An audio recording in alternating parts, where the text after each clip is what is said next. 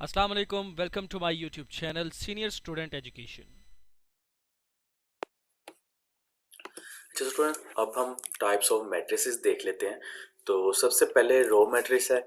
Row matrix क्या होता है कि अगर एक ही रो हो और बेशक कॉलम जितने मर्जी हो, डज नॉट मैटर। सिर्फ रो की कंडीशन हमने देखनी है कि अगर एक ही रो है उस मैट्रिक्स में, तो उस मैट्रिक्स को हम रो मैट्रिक्स कह देंगे। जैसे कि अभी आप देख सकते हैं, अभी इस मैट्रिक्स में एक ही है रो, ठीक है, कॉलम दो है लेकिन रो एक ही है। इसी तरह कॉलम मैट्रिक्स हो जाएगा अगर एक ही कॉलम हो, बेशक रो जितनी मर्जी हो, ठीक है। अगर उसमें एक ही कॉलम है तो उसको कॉलम मैट्रिक्स कह देंगे। आगे है रेक्टेंगुलर मैट्रिक्स।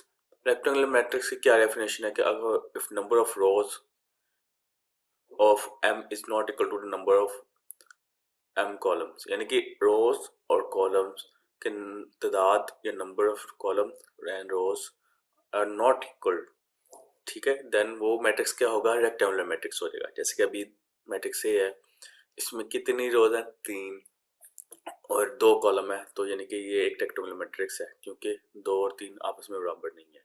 इसी तरह बी मैट्रिक्स की भी कंडीशन ये, सी में भी एक रो है 3 कॉलम है, डी में भी 3 रो है 1 कॉलम है, तो ये रेक्टेंगुलर मैट्रिक्स के एग्जांपल है। स्क्वायर मैट्रिक्स इसके मुतबादल। अब स्क्वायर मैट्रिक्स किसमें, जिसमें रोज और कॉलम आपस में बराबर हो, जितनी रोज हैं उतनी कॉलम है। जैसे कि कॉलम एक को मैट्रिक्स एक देख लें, 2 रोज 2 कॉलम। बी मैट्रिक्स को देख लें, 3 रोज 3 कॉलम। और सी मैट्रिक्स को देख लें, एक ही रो है एक ही कॉलम है, तो ये स्क्वायर मैट्रिक्स का एग्जांपल है। नल्ला जीरो मैट्रिक्स नाम से ज्यादा वाज़ेह हो जाता है कि जिसमें तमाम मेंबर्स 0 0 है, यानी एट्रा मैट्रिक्स हो, ठीक है, जो इसके सारे मेंबर्स 0 0 डज नॉट मैटर वो कितनी रोज हैं कितनी कॉलम्स हैं, कोई ऐसी कंडीशन नहीं है। बस अगर उसके सारे मेंबर 0 हैं तो एक नल्ला जीरो मैट्रिक्स है।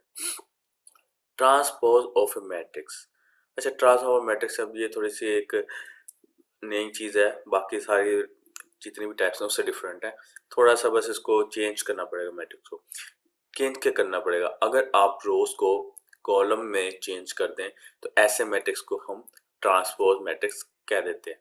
मैं आपको इसके एग्जांपल एक करके दिखा देता हूँ। लाइक अगर फॉर एग्जांपल आपके पास एक मैट्रिक्स ए है 1 3 5, ठीक है, 2 0 1। सपोज ये आपके पास एक मैट्रिक्स है। अब आपको कहा जाता है इसको ट्रांसपोज लो। पहले तो लिखने का तरीका ये होगा, वो मैट्रिक्स है लेकिन उसके ऊपर छोटा सा टी ऐसे लगा देंगे। ये ट्रांस ऑफ मैट्रिक्स ए की एग्जांपल है, यानी कि ए का ट्रांसपोज ले रहे हैं तो ए को ही लिखेंगे लेकिन ऊपर टी लगा देंगे। अब हमने क्या करना है, अब रो को कॉलम में चेंज करना है, ये कॉलम को रोज में चेंज करना है, एक ही बात है। अच्छा, ये आपकी रो है, ठीक है, ये आपकी रो है। सबसे पहले 1 3 और 5, तो अब हमने क्या करना है, पहले 1 को पकड़ना है, इस तरह लिख देना है। ये 1 की कंडीशन अपने जो जगह है 1 की वो वहीं की वहीं रहेगी।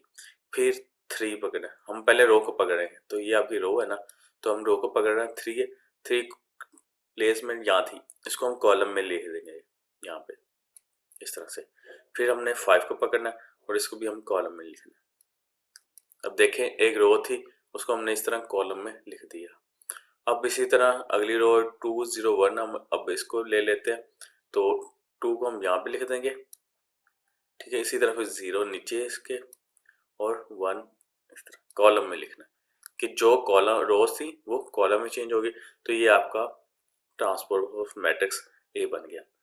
अब इसमें ऐसा कुछ नहीं होता, ऐसी कोई कंडीशन नहीं है कि दोनों के ऑर्डर सेम हो गए, नहीं ऐसा कोई कंडीशन, बस हमने रोज को कॉलम को आपस में इंटरचेंज करना है तो वो एक ट्रांसफॉर्म मैट्रिक्स बन जाएगा, ठीक हो गया। आगे negative of matrix. Negative of matrix होता है कि अगर कोई मैट्रिक्स ए है, उसके जितने भी मेंबर्स हैं उनके साइन चेंज कर दिए जाए सिंपल, तो एक नेगेटिव मैट्रिक्स बन जाता है। जैसे कि ए है, ए के देखेंगे यहाँ पे जितने भी साइन है चेंज कर दिया जाएगा। -1 -2 को 2 कर दिया गया, 3 था उसको -3 कर दिया गया, 4 को -4 कर दिया गया। Symmetry of matrix. अगर एक मैट्रिक्स ए है, उसका आपने लेना है सबसे पहले ट्रांसपोज। ट्रांसपोज लेने के बाद अगर वही मैट्रिक्स बिल्कुल वैसे का वैसे ही रहता है, ओरिजिनल है जैसे, फिर उसको हम कहते हैं सिमेट्रिक मैट्रिक्स। ठीक है। फॉर एग्जांपल मैं इसकी बड़ी आसान एग्जांपल आपको देता हूँ। सपोज आपके पास एक मैट्रिक्स ए है, ठीक है। इस बार ए के मेंबर्स हैं 1 0 0 1,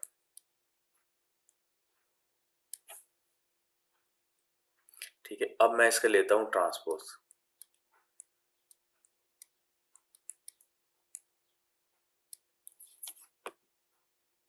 अच्छा, ट्रांसपोज लेने के बाद देखिएगा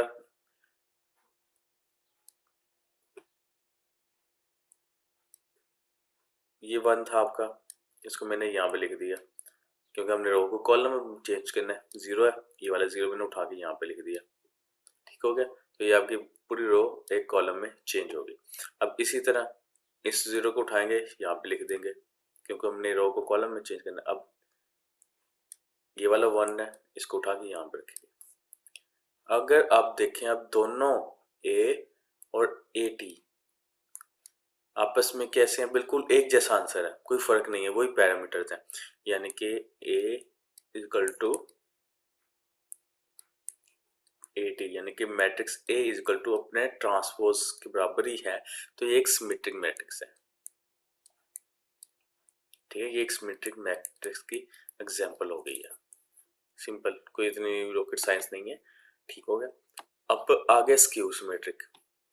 स्क्यू सिमेट्रिक सिमेट्रिक से आगे निकलता है, यानी पहले तो आपने देखना भाई सिमेट्रिक है, सिमेट्रिक के बाद उसमें से जितने भी मेंबर्स हैं उनके माइनस अगर, यानी कि उनके साइन चेंज कर देने। सिंपल, आपने साइंस चेंज कर देने, -1 से यानी कि मल्टीप्लाई कर देना सबको, और फिर वो अपने ओरिजिनल मैट्रिक्स के बराबर आ गया तो उसको स्क्यू सिमेट्रिक कहेंगे, ठीक हो गया। जैसे कि अभी ये एग्जांपल दी, मैट्रिक्स ए है, उसका ट्रांसपोज ले लिया, फिर उसने क्या किया, सबको -1 से मल्टीप्लाई कर दिया।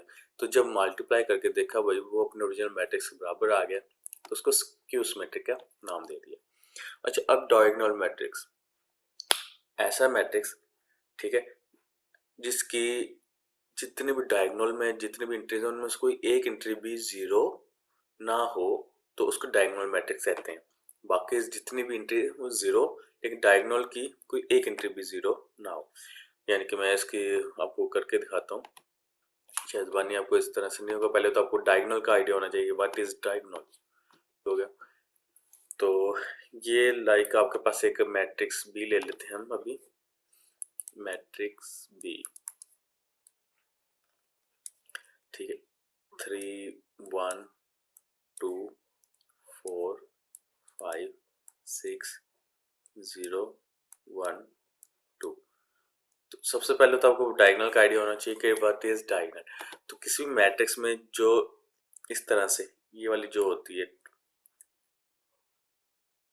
ये वाली लाइन जो होती है, ये वाली इस तरह से, इसको डायगोनल कहा जाता है। डायगोनल क्या होता है, बता हम आमतौर पर रेक्टेंगल के ट्रायंगल के केस में आपको पता है कि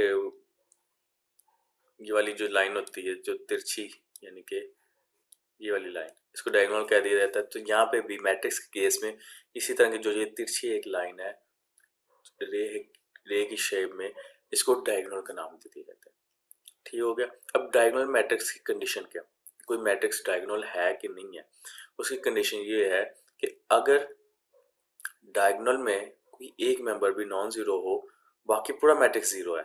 यानी कि अगर मैं कहूँ मैट्रिक्स बी इस किस्म का होता कि ये भी जीरो, ये भी जीरो, ये भी जीरो, ये भी जीरो, ये 1 है, ये जीरो, ये जीरो, ये जीरो, ये जीरो, तो ये एक डायगोनल मैट्रिक्स है कि कोई एक भी मेंबर हो जो कि आपका नॉन जीरो होना चाहिए डायगोनल में, ये आपका डायगोनल बनता है, ठीक है। ये डायगोनल बना, इसमें इस टाइम एक नंबर सिर्फ, यानी कि दरमियान वाला जो नंबर है ये आपका नॉन जीरो है। बाकी बेशक जीरो हो भी सकते हैं, ना भी, उसकी कोई कंडीशन नहीं है, लेकिन कम से कम एक, और बाकी मैट्रिक्स के मेंबर आपके जीरो हैं, तो एक डायगोनल मैट्रिक्स की निशानी है। क्लियर हो गया, ठीक है। अगर scalar matrix, what is scalar matrix, अगर all the entities, for example where k is constant, matrix is called a scalar matrix if all the diagonal entries are same and non-zero। यानी कि पहली बात है आपका मैट्रिक्स डायगोनल होना चाहिए। Diagonal होने के बाद जितने भी डायगोनल के मेंबर्स हैं वो सारे के सारे एक जैसे होने चाहिए, फिर उसको स्केलर मैट्रिक्स कहा जाता है। पहले क्या डायगोनल हो, और डायगोनल होने के बाद वो सारे उसके डायगोनल मेंबर्स सेम हो तो scalar matrix. Identity matrix, identity matrix में है कि पहली बात डायगोनल मैट्रिक्स है, फिर उसकी डायगोनल एंट्री जितनी भी हैं 1 होनी चाहिए। सेम की बात तो है ही है, 1 होनी चाहिए, यानी कि डायगोनल भी हो जाएगा, स्केलर भी हो जाएगा, और फिर अगर 1 है तो उसको आइडेंटिटी भी कह दिया जाएगा। आगे उन्होंने नोट भी लिखा हुआ है कि scalar and identity matrix are diagonal matrix. सारी बात है कि पहले डायगोनल कंडीशन होनी चाहिए, फिर diagonal matrix not a scalar identity matrix. लेकिन डायगोनल मैट्रिक्स स्केलर भी हो आइडेंटिटी भी हो ये जरूरी नहीं है। अब हम एक्सरसाइज की तरफ आते हैं तो ऐसा सबको सारी चीजें क्लियर हो जाएंगी। क्वेश्चन नंबर 1 है, from the following matrix identify unit matrices, row matrices, column and null matrices.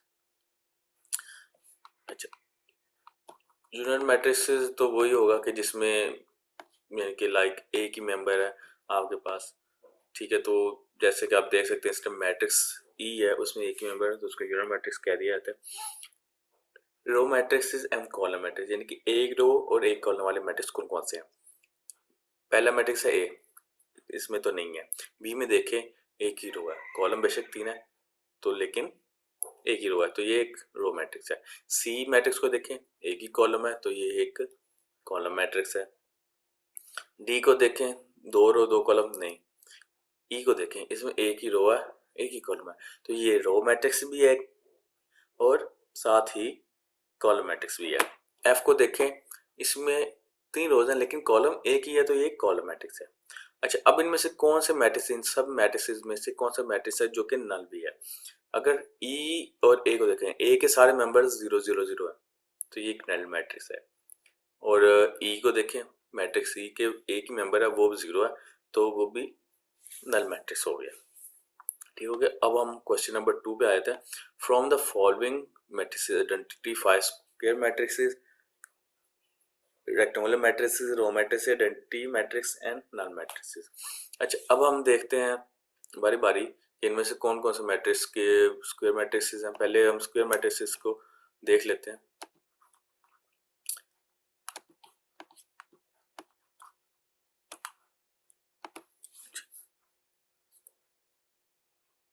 Question number 2 में सबसे पहले हम देखते हैं स्क्वायर मैट्रिक्स।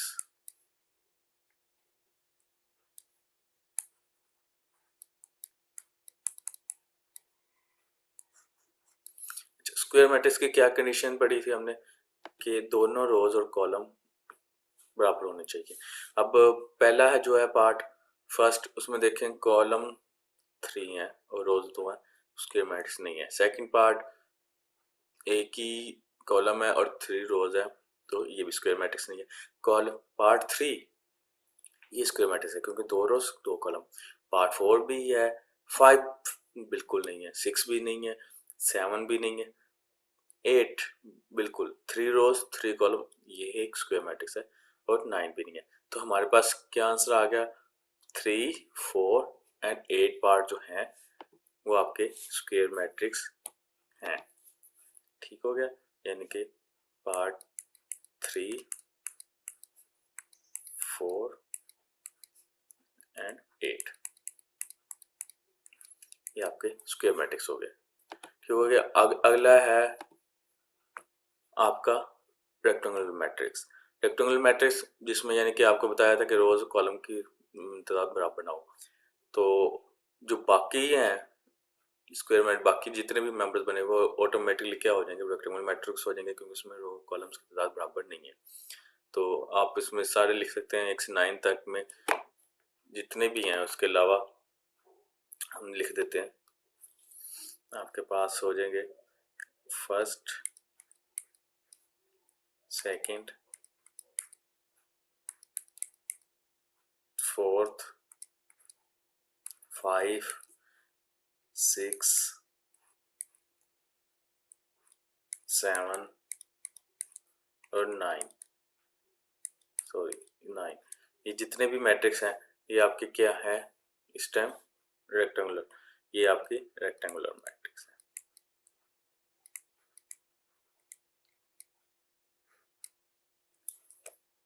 ठीक हो गया, ये आपका रेक्टेंगुलर मैट्रिक्स भी निकला है। अब नेक्स्ट पार्ट पे चलते हैं। आगे क्या है, आगे है रो मैट्रिक्स, यानी कि एक ही रो एक ही कॉलम। तो उसमें अगर आप देखें सिर्फ आपका जो 6 पार्ट है उसमें एक ही रो नजर आ रही है, और इसी तरह अगर 7 पार्ट देखते हैं एक कॉलम आ रहा है तो ये कॉलम मैट्रिक्स है। तो यानी आपको रो मैट्रिक्स और कॉलम मैट्रिक्स का भी पता लग गया। सेकंड पार्ट है उसमें भी एक ही कॉलम है तो वो भी आपका कॉलम मैट्रिक्स में आ जाता है।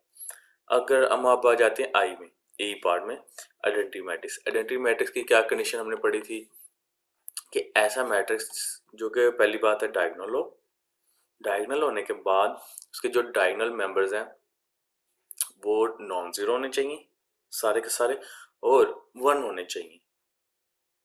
ठीक है, फिर तो वो आइडेंटिटी मैट्रिक्स है। पहले तो हम देख लेते हैं कि आपका,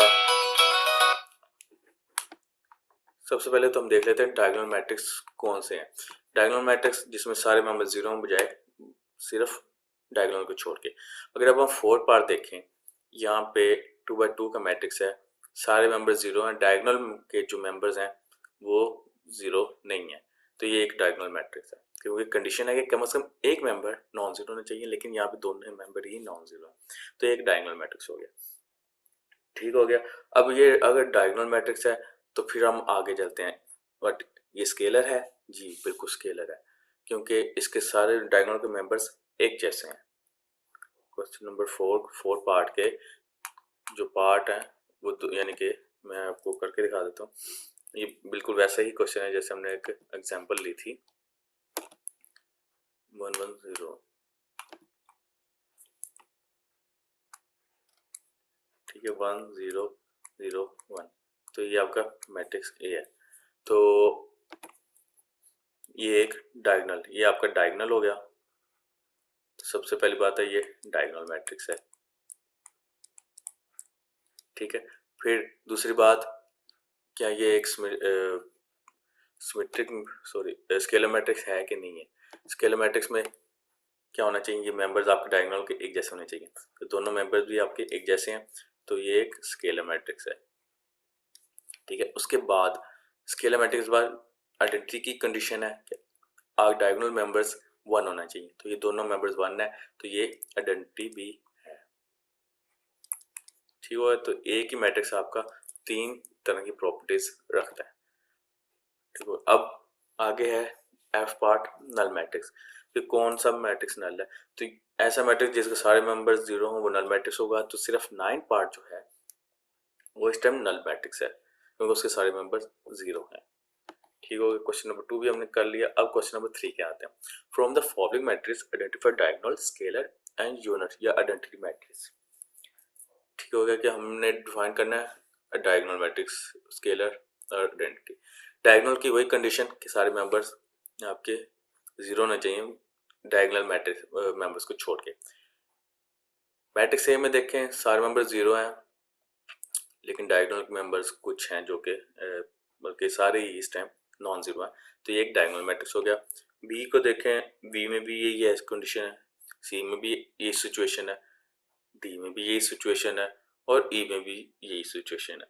तो यानी कि ए, बी और सी और डी, ई सारे मैट्रिक्स क्या हैं आपके डायगोनल मैट्रिसेस हैं। यहाँ तक तो क्लियर हो गया।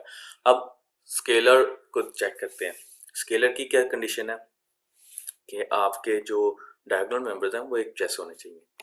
तो मैट्रिक्स ए को देख लें तो 4 डायगोनल मेंबर्स 4 हैं, दोनों एक जैसे हैं, तो एक स्केलर मैट्रिक्स है। बी स्केलर नहीं है क्योंकि 2 है -1 है।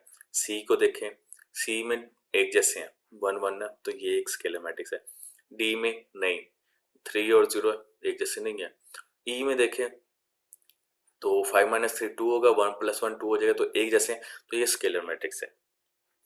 ठीक हो गया। आपके स्केलर मैट्रिक्स कौन कौन से आइडेंटिफाई हुए, मैट्रिक्स ए, मैट्रिक्स सी और मैट्रिक्स ई। अब चलते हैं आगे आइडेंटिटी मैट्रिक्स पे। आइडेंटिटी मैट्रिक्स की कंडीशन क्या है कि डायगोनल मेंबर्स 1 होने चाहिए, तो यहाँ पे सिर्फ एक ही ऐसा मैट्रिक्स नजर आ रहा है जिसके डायगोनल मेंबर्स 1 है, वो है सी मैट्रिक्स। ठीक हो गया यहाँ से तक। अब हम चलते हैं क्वेश्चन नंबर 4 पे। Find the negative matrix A B C and D and E when A is equal to this. यानी कि नेगेटिव मैट्रिक्स फाइंड करने हैं। तरीका आसान होगा कि मैट्रिक्स ए होगा उसको हमने सिंपल -1 से मल्टीप्लाई कर देना है। तो पहले हमें देख लेते हैं 1 0 -1 को। तो पहला मैट्रिक्स दिया हुआ है 1 0 -1। ठीक है, इसको आपको कहा गया है चेंज करें नेगेटिव मैट्रिक्स में। तो नेगेटिव मैट्रिक्स लिखने का तरीका ये होता है कि जो मैट्रिक्स ओरिजिनल होगा उसके साथ माइनस का साइन लगा देना है, कि यानी आपने उसके सारे मेंबर्स को -1 से मल्टीप्लाई कर देना है। तो अब 1 मल्टीप्लाई बाय -1 कर देना, 0 मल्टीप्लाई बाय -1 कर देना, -1 मल्टीप्लाई बाय -1 कर देना। तो आपके पास आंसर जो आएगा वो नेगेटिव मैट्रिक्स बन जाएगा। 1 -1 मल्टीप्लाई -1 होता है, 0 से कुछ मल्टीप्लाई होगा तो वैसे ही 0 कर देता है, और -1 मल्टीप्लाई बाय -1 +1 आ जाएगा, प्लस लगाते नहीं है। तो ये आपके पास नेगेटिव मैट्रिक्स आ गया। ठीक है, सेकंड पार्ट है बी ए 3 -1 2 1। बी है 3 -1 2 1। ठीक है, इसके साथ भी वैसे ही -b is equal to 3 multiply by -1 -1 multiply by -1 2 multiply by -1 1 multiply by -1। ठीक हो गया, ये आपके पास आ गया -3 1 2 मल्टीप्लाई -1 -2 1 मल्टीप्लाई बाय -1 1। तो ये आपके पास नेगेटिव बी मैट्रिक्स आ गया। होपफुली अब बाकी भी अब क्वेश्चन इसी तरह के ही हैं, हम उनको कर लेंगे आसानी से। मैं डी कर देता हूँ। डी पार्ट में थोड़ा सा ज़्यादा ही आ गया मेंबर्स नेगेटिव के, -3 2 -4। तो डी है दोबारा देख लेते हैं, -3 2 -4 5, यानी कि -3 2 -4 5। ठीक है, इसको भी -d लिखेंगे क्योंकि हमने माइनस से मल्टीप्लाई करना है। फिर उसके बाद -3 multiply by -1 -4 multiply by -1 2 multiply by -1 5 multiply by -1। ठीक हो गया, तो ये आपके पास आ गया 3 -2 4 -5। ठीक हो गया, तो ये आपके नेगेटिव मैट्रिक्स आ गए। अच्छा, अगर नेक्स्ट क्वेश्चन पे चलते, क्वेश्चन नंबर 5 है find the transpose of each of the following matrix. यानी कि ट्रांसपोज फाइंड करने का तरीका क्या होता था कि आपने रोज को कॉलम को रोज में चेंज कर देते थे, तो वो आपका ट्रांसपोज फाइंड करने का तरीका होता था। अच्छा, transpose of matrix A find कर लेते हैं। पहले लिखेंगे ए, ऊपर छोटा सा टी लिख देते हैं जो कि ट्रांसपोज को शो करेगा। हमने रोज को कॉलम को रोज में चेंज करना है। तो सबसे पहला मेंबर है ए की कॉलम है 0 है, तो 0 को अपनी जगह पे लिख लेंगे 1 -2। तो यानी कि ए की कॉलम था उसको हम रो में चेंज कर देंगे, तो ये आपका ट्रांसफॉर्म मैट्रिक्स बन गया। ठीक है, इसी तरह हम बी को देख लेते हैं। बी का ट्रांसफॉर्म लेंगे, बी की ऊपर हम टी लिख देंगे। ठीक है, अब ए की रो है इसको हम कॉलम बना देंगे, तो वो एक ट्रांसफॉर्म बन जाएगा, यानी कि 5 1 -6।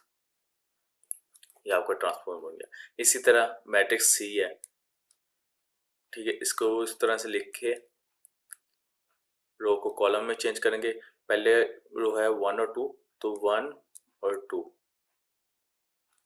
ये आपका क्या बन गया, कॉलम बन गया। पहले रो थी, फिर अगली रो है 2 और -1, तो हम 2 -1 को इस तरह लिख देंगे।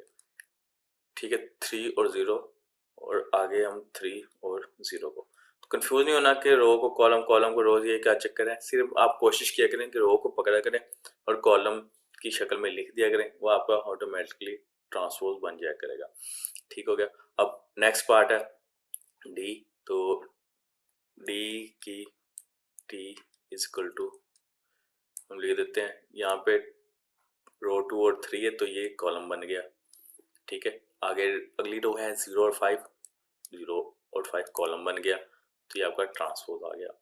इसी तरह ई है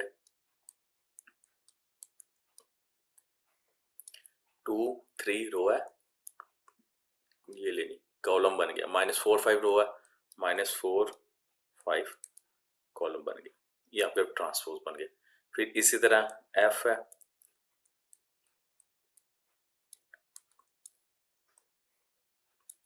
ठीक है, 1 और 2 रो है, 1 और 2 ये आपके कॉलम बन गए। 3 और 4 रो है, 3 और 4 ये आपके कॉलम बन गए। तो ये आपके ट्रांसपोज मैट्रिक्स सॉल्व आ गए। तो ये आपका पार्ट नंबर 4 भी क्वेश्चन नंबर। अच्छा दोस्तों, अब क्वेश्चन नंबर 6 को देख लेते हैं। क्वेश्चन नंबर 6 में हमने वेरीफाई करना है कि दो पार्ट है। पहला है कि अगर हम एक का ट्रांसपोज लें फिर उसका ट्रांसपोज लें तो वो मैट्रिक्स यही बन जाता है। इसी तरह सेकंड पार्ट भी है, तो हम पहले को देख लेते हैं। और सबसे पहला स्टेप तो यही होगा कि हमने ए का ट्रांसपोज लेना है। तो हम ए का ट्रांसपोज लिखते हैं, ए की पावर टी लिख देते हैं, और 1 2 रो है तो हम इसको कॉलम में चेंज कर दिया। ठीक है, फिर 0 1 रो है उसको भी हमने कॉलम में चेंज कर दिया, तो ये अब एक दफा ट्रांसपोज हो गया। लेकिन क्वेश्चन की रूल से दोबारा से हमने फिर इसका ट्रांसपोज लेना है। ठीक हो गया। तो यानी कि जब भी हमने एक वेरिफिकेशन वाले क्वेश्चन करने होते हैं, हमने लेफ्ट हैंड साइड को सॉल्व करना होता है। तो लेफ्ट हैंड साइड है कि ए का ट्रांसपोज है, ठीक है, और फिर फर्दर ट्रांसपोज है, तो हमने एक दफा तो ट्रांसपोज ले लिया, तो हम दोबारा से ट्रांसपोज लेते हैं, डबल ट्रांसपोज। ठीक है, ए का ट्रांसपोज एक दफा लिया, फिर दोबारा से ले रहे हैं। अब हम इस वाला ये वाला जो सेकंड पार्ट होगा आपका, ठीक है, इसमें हमने क्या करना है, इसका ट्रांसपोज लेना है, यानी इसको रो को कॉलम, कॉलम को रो में चेंज कर देंगे। तो ये आपके पास आ जाएगा 1 0 रो है, कॉलम बन गया। 2 और 1 रो है, तो यानी कि 2 और 1 कॉलम बन गया। तो अब आप देखें ये बिल्कुल एग्जैक्टली ओरिजिनल मैट्रिक्स ही बन गया, जैसे कि आपका ओरिजिनल मैट्रिक्स था। तो ये आपका यानी कि मैट्रिक्स एक ही यूनिट आ गया, तो ये आपके बराबर आ गई राइट हैंड साइड। ठीक हो गया। एग्जैक्टली बिल्कुल ऐसे ही हम पार्ट नंबर बी भी कर लेते हैं।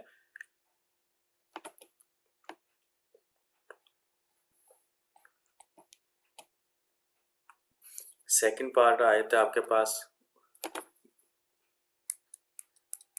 मैट्रिक्स बी है 1 1 2 0। एक तो वेरीफाई कर लेते हैं कि यही है।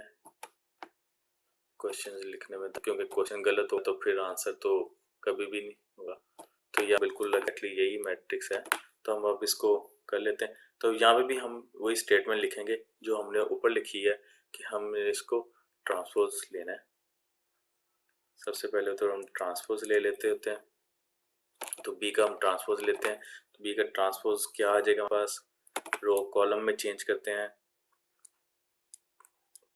B T is equal to 1 1 row है वही कॉलम बन जाएगा, तो ठीक है, 2 0 रो है वो कॉलम बन गया। ठीक हो गया। फिर नेक्स्ट स्टेप क्या होगा, फर्दर हमने फिर ट्रांसपोज लेना है, यानी कि बी की टी, फिर ट्रांसपोज ले लिया टी, तो हम फिर 1 2 रो है तो अब ये कॉलम बन जाएगी, यानी कि 1 और 2। 1 0 रो है तो ये कॉलम बन गया। ठीक हो गया। अब हम देख लेते हैं कि एग्जैक्टली पहले मैट्रिक्स जैसे आ गया, जी बिल्कुल एग्जैक्टली मैट्रिक्स ऑफ बी आ गया, तो यानी कि बराबर है राइट हैंड साइड के।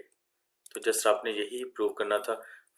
एक जो बस आपको यानी कि स्टेटमेंट पूरी लिखनी पड़ती है, वो आप स्टेटमेंट यहाँ पे लिख देंगे सिर्फ, टेक ट्रांसपोज ऑफ बी। ठीक है, फिर यहाँ पे फिर दोबारा भी आप लिख सकते हैं कि अगेन